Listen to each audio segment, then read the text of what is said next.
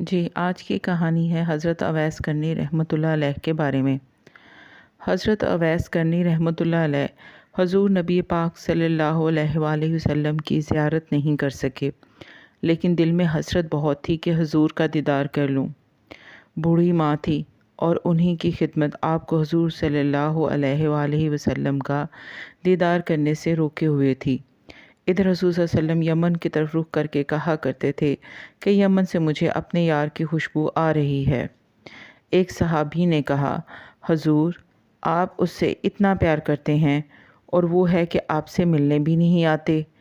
تو آپ صلی اللہ علیہ وآلہ وسلم نے فرمایا کہ اس کی بوڑھی اور نابینا ماں ہے جس کی اویس بہت خدمت کرتا ہے اور اپنی بوڑھی ماں کو وہ تنہا چھوڑ کر نہیں آ سکتا۔ آپ صلی اللہ علیہ وآلہ وسلم نے حضرت عمر اور حضرت علی سے فرمایا کہ تمہارے دور میں ایک شخص آئے گا جس کا نام ہوگا اویس بن عامر، قد ہوگا درمیانہ، رنگ ہوگا کالا اور جسم پر ایک سفید داغ ہوگا۔ جب وہ آئے تو تم دونوں نے اس سے دعا کرانی ہے، کیونکہ اویس نے ماں کی ایسی خدمت کی ہے کہ جب وہ دعا کے لیے ہاتھ اٹھاتا ہے تو اللہ اس کی دعا کبھی رد نہیں کرتا۔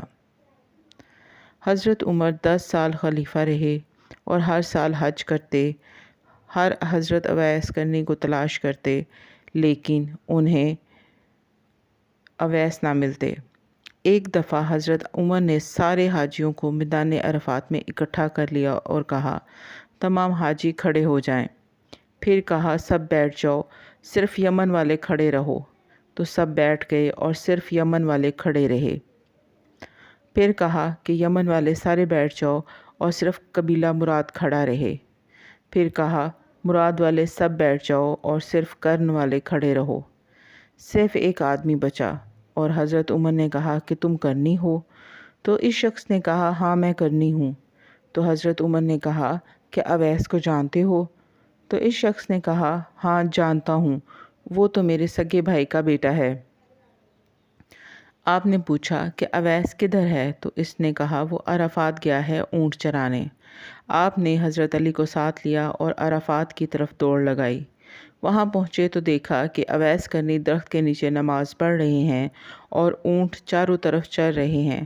آپ دونوں آ کر بیٹھ گئے اور حضرت اویس کرنی کی نماز ختم ہونے کا انتظار کرنے لگے۔ جب حضرت اویس نے سلام پھیرا اور حضرت عمر نے پوچھا، کون ہو بھائی؟ تو حضرت اویس کرنی نے کہا، میں اللہ کا بندہ۔ حضرت عمر نے کہا کہ سبھی اللہ کے بندے ہیں، تمہارا نام کیا ہے؟ تو حضرت اویس نے کہا کہ آپ کون ہیں؟ حضرت علی نے کہا، یہ امیر المومنین عمر بن خطاب ہیں اور میں علی بن ابی طالب ہوں۔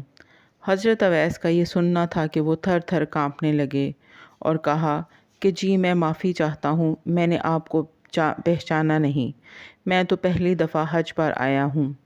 حضرت عمر نے کہا کہ تم اویس ہو؟ تو انہوں نے کہا، ہاں میں ہی اویس ہوں۔ حضرت عمر نے کہا کہ ہاتھ اٹھاؤ اور ہمارے لیے دعا کرو۔ وہ رونے لگے کہ میں آپ کے لیے دعا کروں؟ آپ لوگ سردار ہیں اور میں نوکر آپ کا، اور میں آپ لوگوں کے لیے دعا کروں؟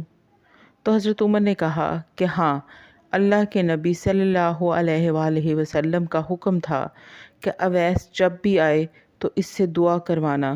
اور پھر حضرت اویس کرنی نے دونوں ہاتھ اٹھائے اور آپ لوگوں کے لیے دعا کی۔ آپ صلی اللہ علیہ وسلم نے فرمایا کہ جب لوگ جنت میں جا رہے ہوں گے تو حضرت اویس کرنی بھی چلیں گے۔ اس وقت اللہ تعالیٰ فرمائیں گے کہ باقیوں کو جانے دو اور اویس کو روک لو۔ اس وقت حضرت اویس کرنی پریشان ہو جائیں گے اور کہیں گے کہ اے خدا، آپ نے مجھے دروازے پر کیوں روک لیا؟ تو اللہ تعالیٰ فرمائیں گے کہ پیچھے دیکھو۔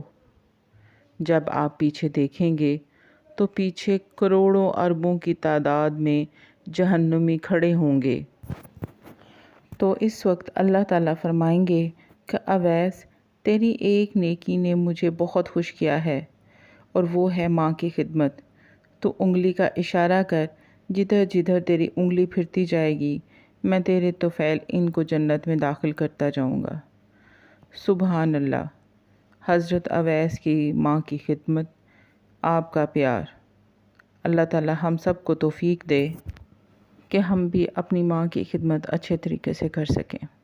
اگر آپ کو ہمارا چینل پسند آیا ہو تو لائک، کمنٹ اور سبسکرائب کرنا نہ بھولیے گا۔ شکریہ۔